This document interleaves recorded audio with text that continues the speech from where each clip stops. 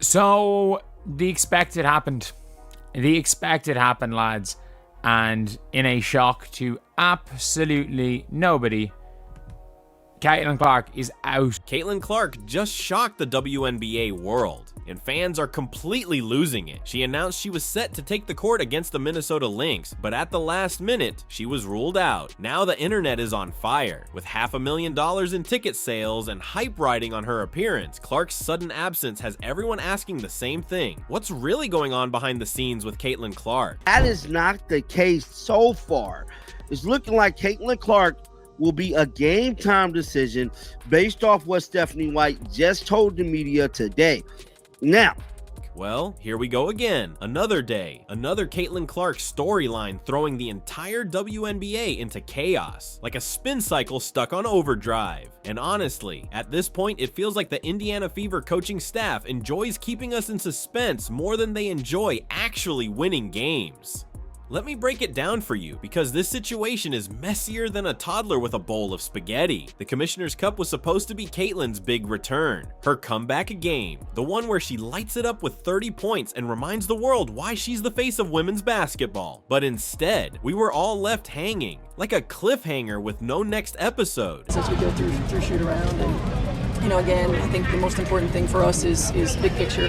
No sense in rushing anything. So we'll get her evaluated by the training staff. Coach Stephanie White really knew how to toy with fans' emotions by labeling Caitlin Clark as a game time decision. Game time decision? Seriously? That's like saying you might show up to your own wedding. You're either in or you're not, dragging it out until the last possible second. Come on, it's almost like they enjoy watching thousands of fans frantically refreshing Twitter every 5 seconds, just begging for some clarity. The Fever is this team, a group that has not experienced any type of championship over the last 10 years, tries to set the tone here with a win tonight, but it's going to be difficult as Caitlin Clark, who did not participate in the shoot around and stretching portions that were open to the media. She's dealing with a groin injury. She dealt previously with a quad strain. All indications is that she will not be available, but she is. At this point, the groin injury explanation is wearing thin, like milk gone bad in the summer heat. Of course, injuries are part of the game, and protecting players should always come first. But when you're on the court one day and then suddenly disappear the next, people are bound to start raising eyebrows. And when there's $500,000 on the line, those quiet questions turn into a full-blown uproar. Interesting first third of the season for your Indiana Fever. They're sitting at 8-8 right now, right at 500. Injuries have reared its ugly head, of course, with Caitlin Clark. Players coming to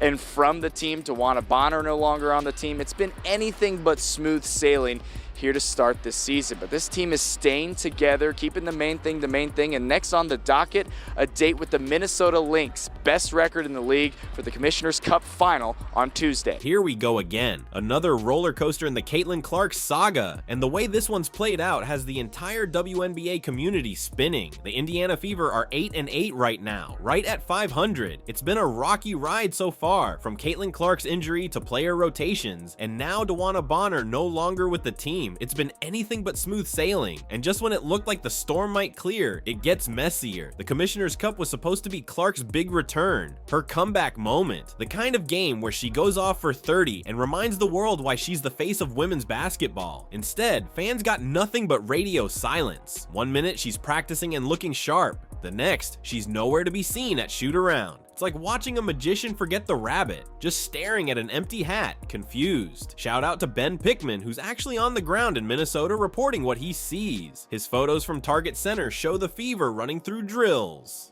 And guess who's missing? That's right, no Caitlin Clark, not even a glimpse. It's like she vanished into thin air. Now the theories are flying. Some fans think it's all part of a strategy.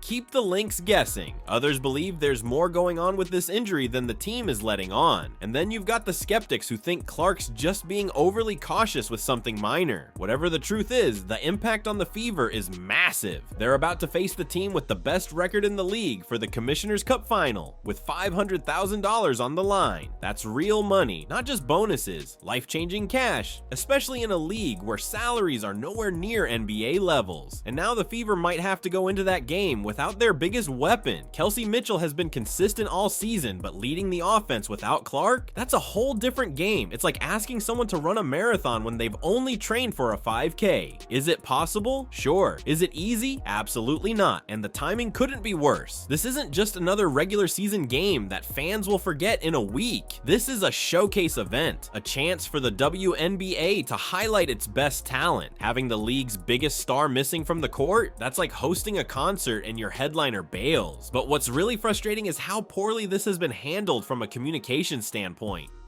Fans aren't asking for full medical records, just some honesty, a little clarity. Instead, all we get is game time decision and vague injury talk, like we're supposed to just accept it. It feels like we're all being left in the dark and fed scraps. Social media, total meltdown. Twitter is exploding with theories, hot takes, and frustration. You've got fans demanding answers, others preaching patience, and of course, the Joker's making memes out of everything. It's like a digital soap opera playing out in real time. Some people are downplaying it, saying the game doesn't matter and Clark should just rest. But let's be real, those people either don't get it or they've never had to fight for $500,000. That's not chump change. That's a serious payday and an opportunity that could change lives. And for someone as competitive as Clark, sitting out has to be eating her alive. She lives for high stakes moments like this, watching from the bench while her teammates fight for a trophy and that cash. It's got to feel like torture, like being invited to the party of the year, but stuck outside watching through the window. Meanwhile, Minnesota is loving every second of this chaos. They're prepping for the Fever without knowing if they'll have to face the league's biggest star. That's next level mind games. You can draw up a game plan for Clark all you want, but if she doesn't play, it all goes out the window. And lastly, this whole situation raises big questions about the Fever's medical team and training approach. How does a player go from practicing like normal to being ruled out overnight? Something just doesn't add up. Either the original diagnosis on Caitlin Clark was off,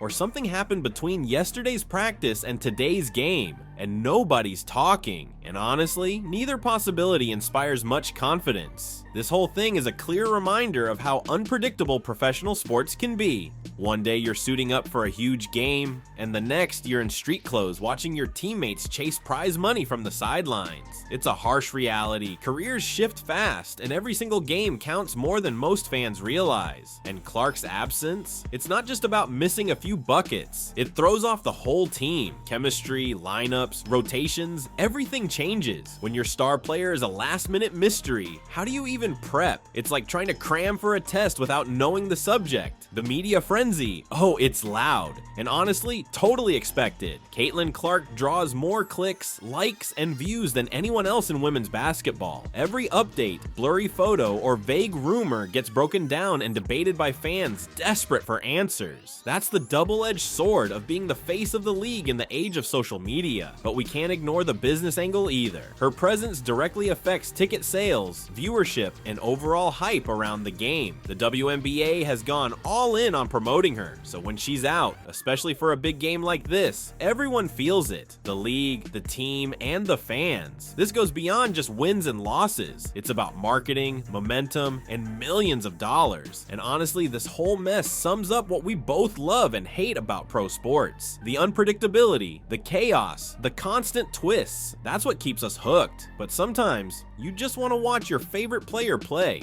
No drama, no smoke and mirrors. Now, the pressure's on the rest of the Fever squad. The spotlight's on them to prove they can hold their ground without their superstar. It's a huge opportunity for the bench to step up, or for things to spiral out of control fast. Remember when Clark dealt with that eye injury earlier this season? Same story. Confusion, media frenzy, fans losing it, and then she came back like nothing happened. Maybe that's what's going on here. But this time, the stakes feel way bigger because $500,000 is on the line. And let's not forget, the Commissioner's Cup format itself is just weird. It's not quite a playoff, not quite a regular season game. It sits in this awkward gray area where teams want to go all in for the money and bragging rights, but not if it risks their future. And Clark, she's right in the middle of that strange tug of war between competing and protecting her health. What's wild is how fast everything flipped.